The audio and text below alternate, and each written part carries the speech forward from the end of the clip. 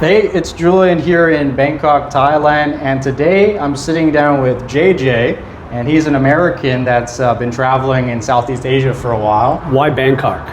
Bangkok is basically the center of Southeast Asia, and so I think that's pretty cool. And the amazing thing about Bangkok is it could be as cheap or expensive as you want. Right. You know, if you want to eat street food and go to the food courts and stuff like that, you can do that. Or if you want to splurge and go to the sky bars and spend, you know, a few thousand baht in a night, you could do that too. Right. And everything in between. And everything in between. Yeah. So that's something that's kind of unique about Bangkok compared to maybe some other cities in Thailand. Of course, you know, every city is going to have something to offer, but Bangkok, it literally has pretty much everything you need. The only downside is really the traffic and pollution, really. Yeah, the pollution's been bad the last few days. But the neat thing is, I think because of that, they're encouraging more people to ride the trains. So the BTS MRT has been free today. Really? Yeah, so I came up here and it didn't cost me a thing. Really? Yeah. Oh. I don't know if they're just going to do that today or for a while, you know, while the pollution level is a little high, but that's interesting. So for a guy like me who speaks maybe 5 or 6 Thai words total right now, I'm planning on taking classes, learning. Is it hard to get around here? I mean, because I got a lot of subscribers that are thinking about moving to Southeast Asia. The number one choice is the Philippines because English is spoken fairly regularly there. That's where I lived for 3 years. But they're interested in Thailand. So for my subscribers, can they get by living in Thailand? Living in Bangkok especially? Without speaking English? Or without speaking any Thai. Without speaking any or Thai? Or just barely anything. This is just my personal opinion. I think wherever you live in the world, you should learn the local language. Absolutely. That's my personal opinion. Because I think you're going to have a much better experience. It's going to be way more fun. Of course, you're still going to be treated a little bit differently than the local people because you're a foreigner. It doesn't matter where you go. Right. But I think it could really help you enjoy the country a lot more. Absolutely, yeah. But what about to begin with? If you come here, you don't speak any Thai yet, can you get by? Oh, yeah, you definitely could get by. I think it also realistically depends on how financially well off you are. Right. Because one thing I noticed is like my time in Thailand has been I've been coming back and forth to Thailand for a decade. Right. Right? I've met a lot of different levels of people here in Thailand, right? I've noticed like the more money that you have, it just makes things much easier for everything. Okay. You know, because let's say you need to do some kind of contract, right? Someone who might not have the funds might have to figure that out on their own, you know? But if you have a few $1,000s, you just pay one of the top law firms in Bangkok to basically take care of everything for you. Gotcha. Same as like, if you don't speak Thai, realistically, you could find someone who you trust and just hire them as a translator if you really needed it. Yeah. You know what I mean? Take them on my date with me. Maybe that might be a little extreme, but if you really needed someone to translate for you, you could hire someone to do that. Yeah. Yeah. So and they have apps on your phone that you can do translations, but that can get a little wary. And it could be not always correct. Not always correct. Yeah. Absolutely. Yeah. So you do lose a little in translations. Let's talk about the different options here in Bangkok. First of all, food options. I know that's a big discussion point for a lot of my subscribers. What's the food like in Bangkok? Yeah, so I can really only base it off of like a few countries because I've only been to like a few countries around the world. I've been to America, Japan, Vietnam, Myanmar, and of course Thailand. Right.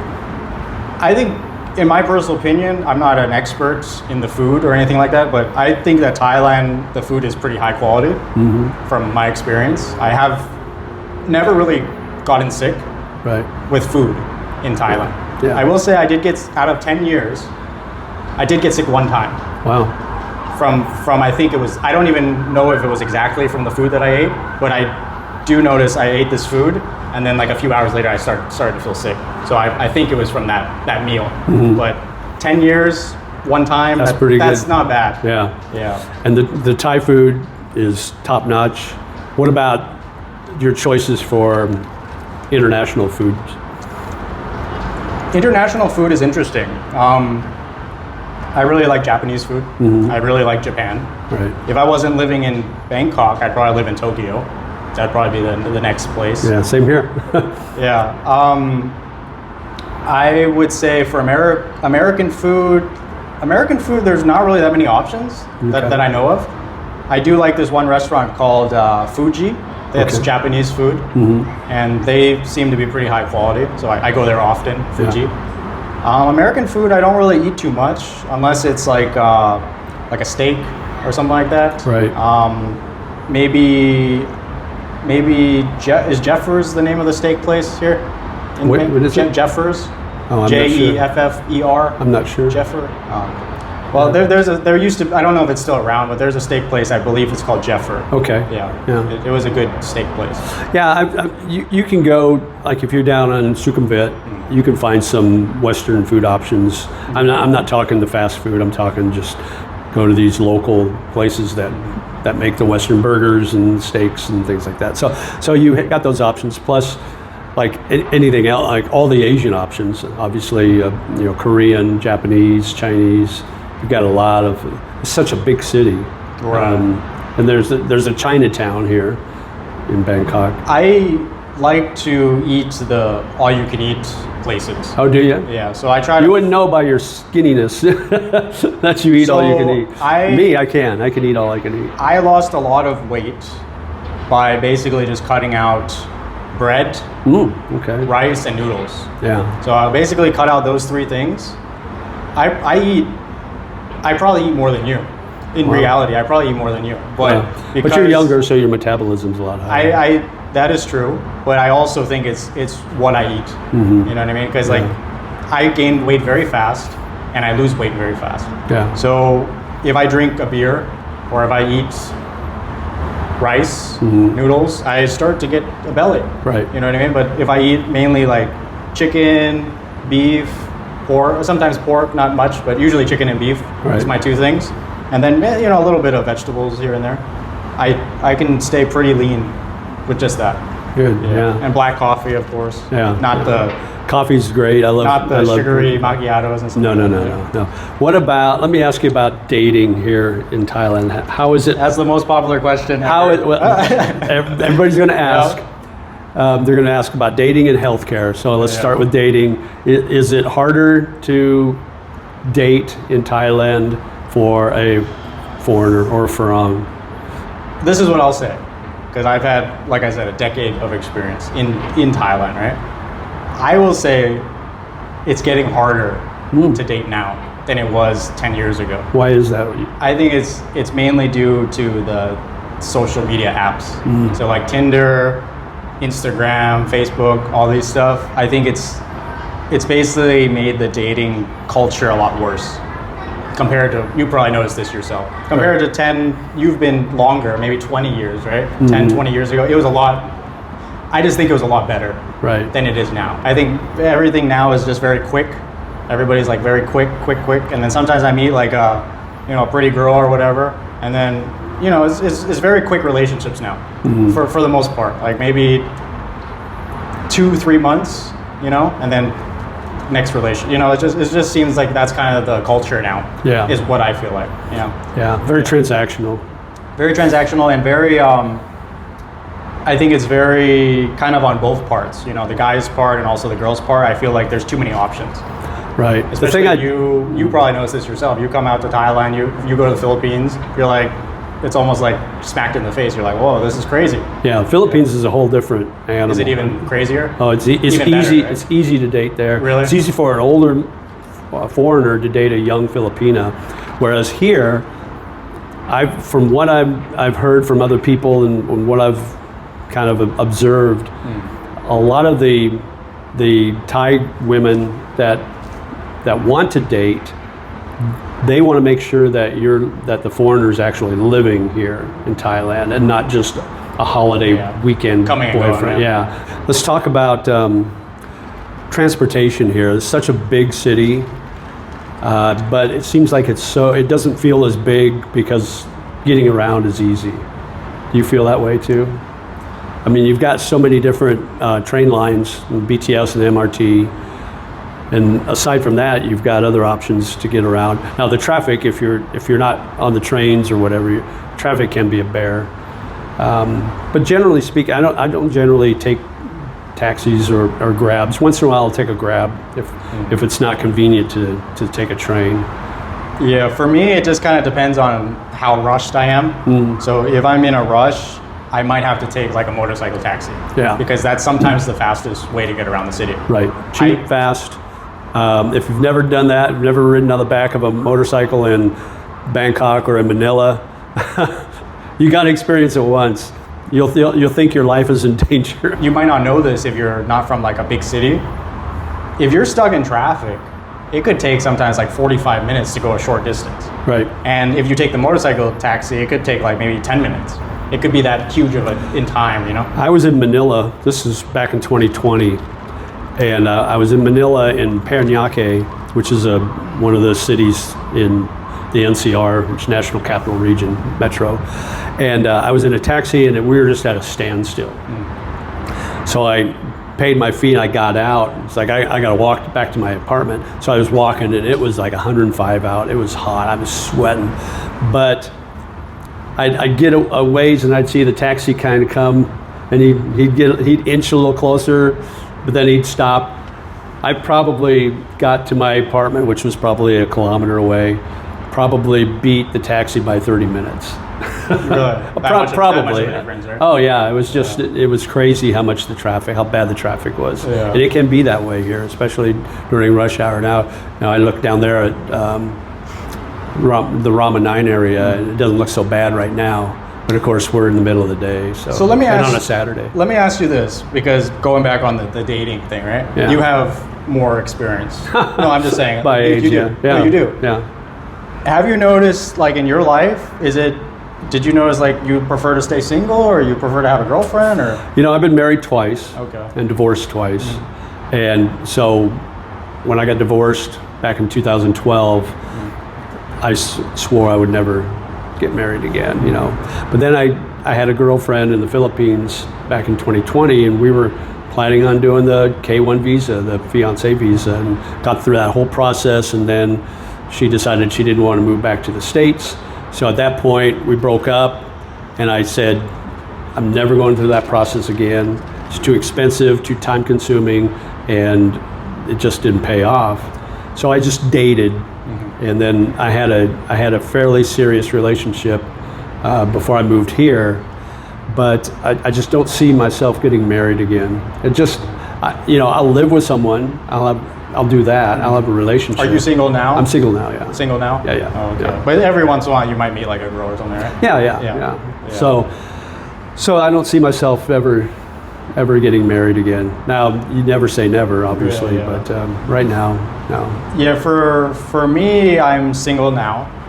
I don't know if I'd ever get married, but I have the thought that I do want kids in the future. Okay. So that's something that I have to kind of figure out. You know what I mean? Yeah. So, but not now. That would be more in the future. Yeah. But you're still young. I'm too old. I don't want to. I mean, there was a vlogger in the Philippines. He was almost 70. When you got married? Yeah, and he was married to a girl that was like 24, 25. Wow. Yeah. And they had a kid. Oh. And before that kid even turned 1, he died. He had a stroke and died. Oh, the guy? The guy did, yeah. So this kid is fatherless now. She's a widow. But as long as he left some money to them, I think they're fine. Well, I don't know what their whole financial situation is. But still, I would want to see my son or daughter grow up, and I would hope that they would want me to be around them too. Right. So in this situation, that'll never happen because he's gone now. So for me, being as old as I am, I just don't see the logic in having a child. Do you have any kids before? Yeah, I've got. So you took care of that already? Yeah, they're all grown and. What's something that you noticed the difference between like dating in Philippines compared to dating in Thailand?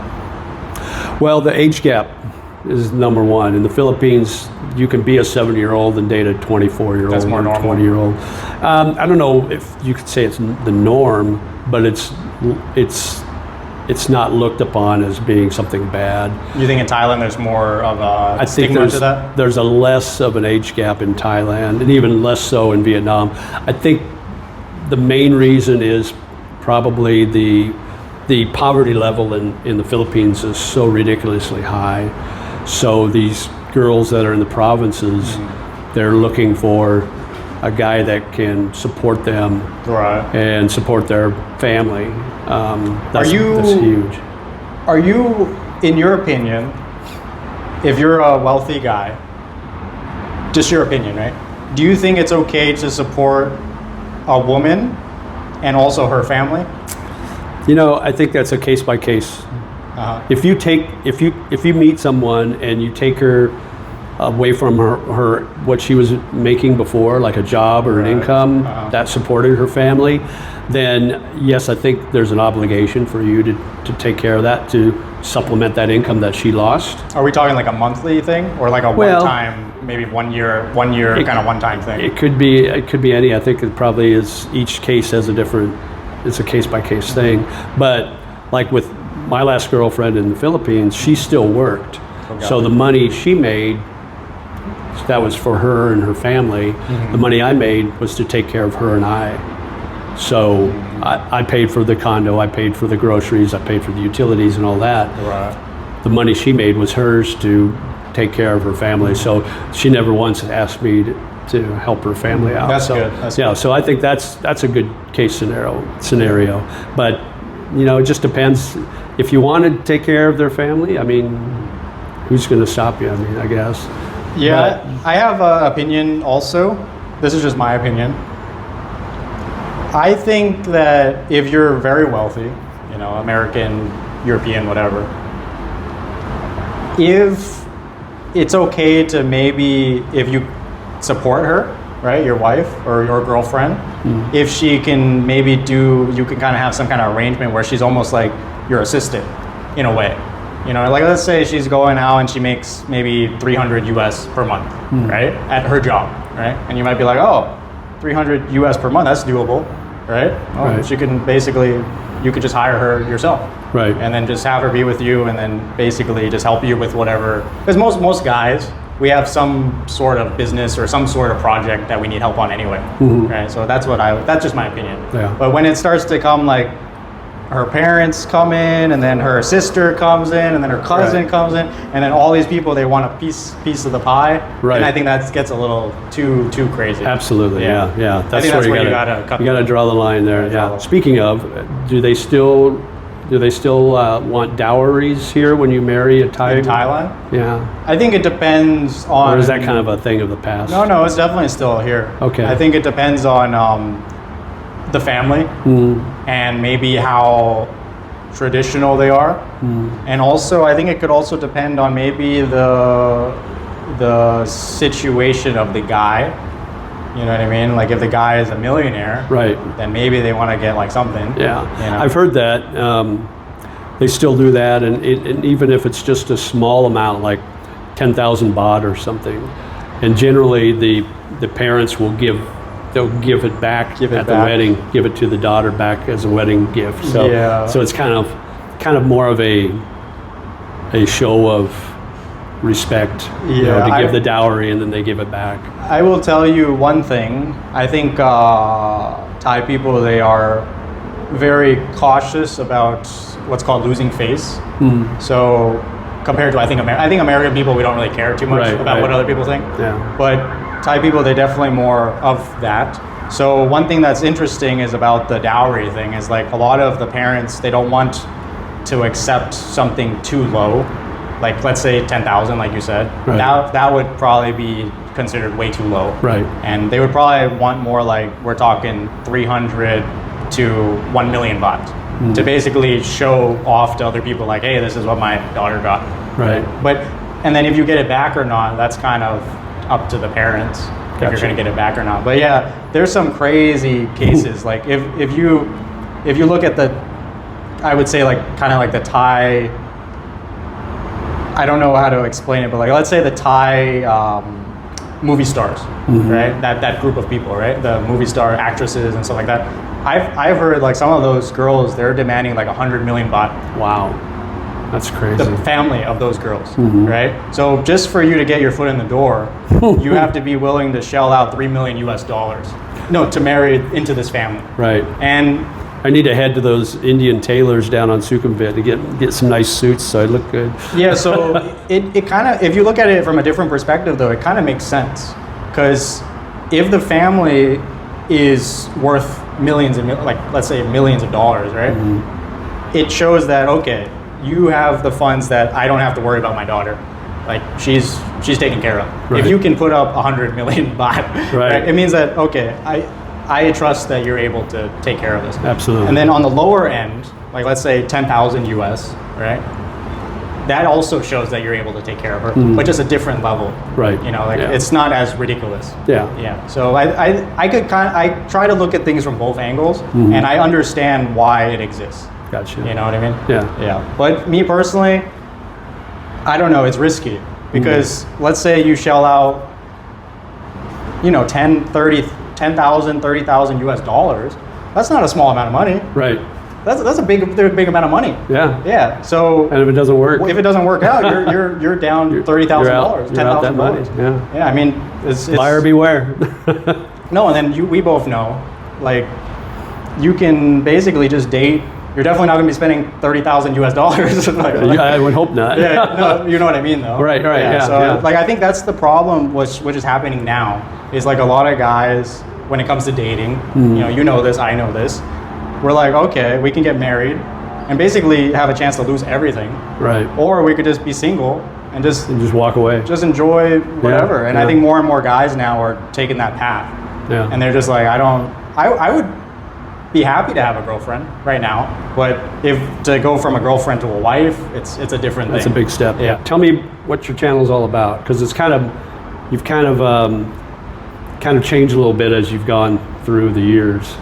Yeah, so originally when I first started the YouTube, it was mainly just to kind of document my travels. And I just I had a girlfriend at that time, and we were traveling a lot, and I was just like, oh, I kind of want to make videos. Right. And then it kind of transitioned more into, from travel videos, kind of more into like condos and real estate, and also hotels is kind of the transition. And then I did experiment with some other things here and there, but now I've kind of gone back to condos, hotels, and also maybe some kind of informational kind of videos here and there. Okay. But my main focus is condos and hotels. Do you focus on more high-end units, or do you vary it? Yeah, so it kind of just depends, because sometimes when you're dealing with these hotels and condos and stuff like that, it's not like every condo, every hotel is just gonna let you do the video. Right. You know what I mean? So sometimes I just can film kind of what's possible, what's available. You know, so it just kind of depends on what's available. Okay. And who agrees to do something together. You know?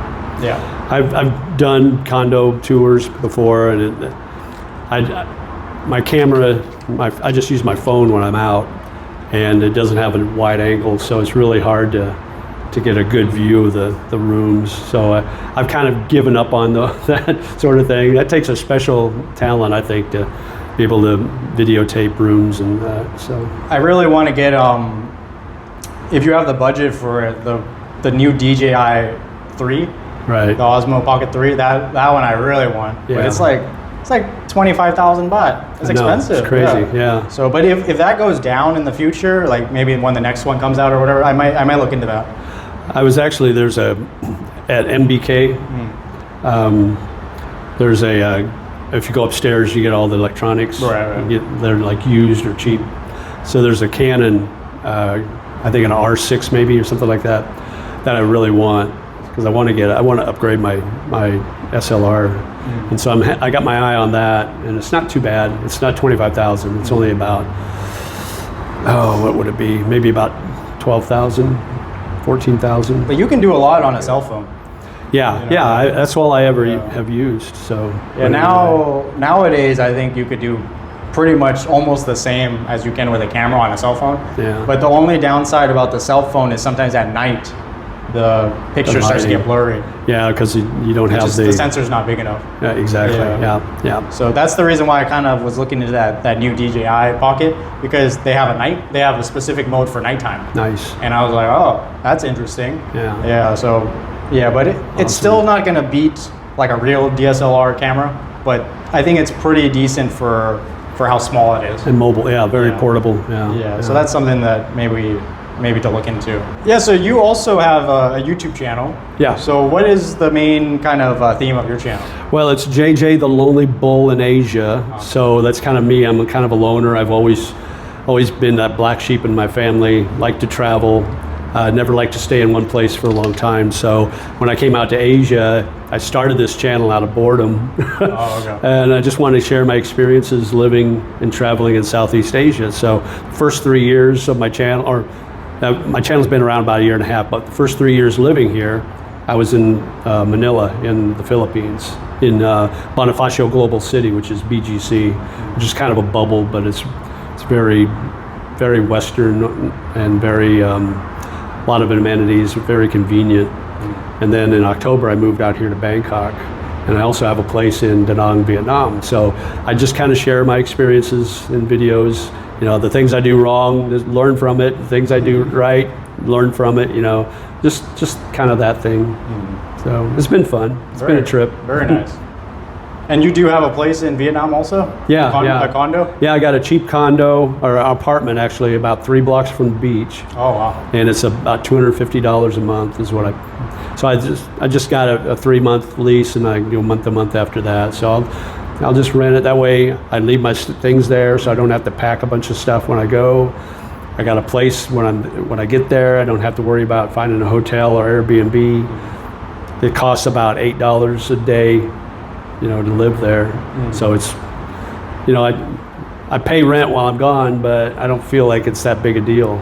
You have a place in Bangkok too? Mm-hmm. Yeah. Okay, so Bangkok, Vietnam. Yeah, I'm down south of Bangkok in Samut Prakan. This one in Thailand you have on is it 1 year? That's a 1 year. Okay, so this is kind of your more base. This is my base. I got my desktop. I got all my big all stuff. Your important stuff here, right? Yeah. I got you. That's fun. That's fun. And you are retired now, kind of. Other than the YouTube, yeah. YouTube's kind of become a full-time job for me. I started out as just a hobby, but it's been so much fun. It's enjoyable. I love the coming up with ideas. I love the scripting out, and I don't do a lot of scripting. I just do bullet points basically. I just kind of speak from the heart, and I love the video part and the editing. I love the editing. Really, part. You like the editing? Yeah, I'm not great at it, but I try to get a little better each time. I'm the opposite. I like the videoing part. I don't like the editing part. I think it goes back to my radio and TV days. Do a lot of work in the studios, but yeah, it's been fun. It's been a trip. Yeah, so you're kind of focused on YouTube. Yeah, it's kind of like your strictly YouTube. I had a Facebook page for my YouTube channel, but it wasn't really giving me any benefits, so I got rid of that. Just switched over to. I've got an Instagram account, but I don't really post anything on there. So yeah, it's just basically YouTube. I also am a big fan of YouTube. Yeah.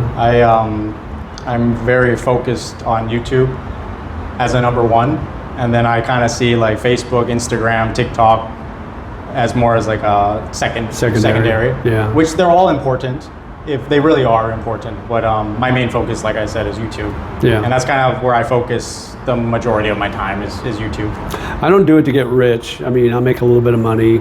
I just do the AdSense just from watching my videos. I don't do sponsors right now. I've gotten a lot of offers, but I just feel like I'm pimping out my channel. Yeah, I just don't. I don't want like this one.